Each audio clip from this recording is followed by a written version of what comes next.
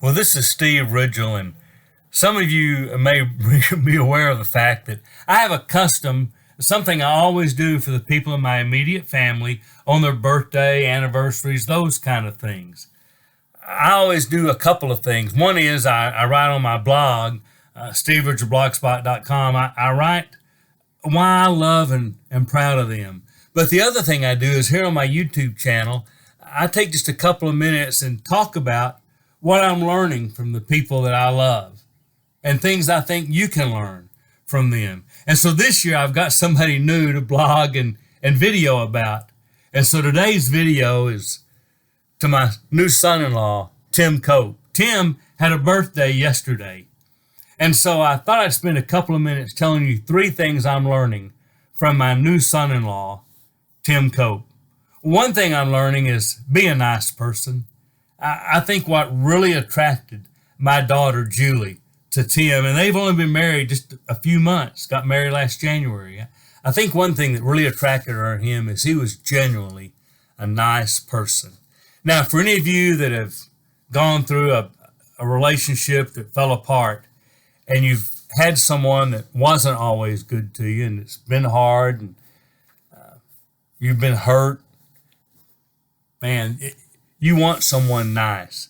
And as I've watched Tim, as I watched he and Julie fall in love, as I watched them get married, I just started thanking God because he's a nice person. It made me realize I want to be a nice person. So I'm trying to be like Tim in that way. I'm just trying to be nice to people. Number two, Tim's a really hard worker. And I appreciate that. We live in a culture that doesn't value hard work. Tim's willing to provide. He works hard for his family. Now, his kids are grown and he's got little bitty grandkids. Julie's kids are still teenagers, so there's a little bit of that difficult thing that blending those families. But Tim's genuinely a hard worker to take care of people. He works hard at his job. They moved into Julie's house and he works hard around that house to provide. Tim just works hard and I really appreciate that. And number three, Tim does for other people. That love your neighbors yourself. Tim does that. He does things for his kids. He does things for his grandkids. He does things for his stepkids, Jake and Avery. He does things for Julie. He does things for us. He helps a lot around the ranch just because that's who he is. Co-workers have been helped by Tim. Tim just does.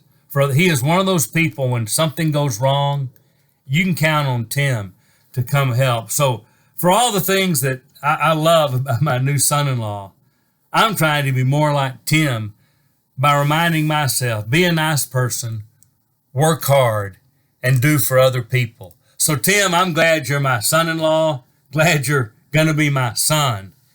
Glad I learned things from you. So welcome to the family, and the first of many times I'm going to get to tell other people, here's what you need to learn from my son Tim.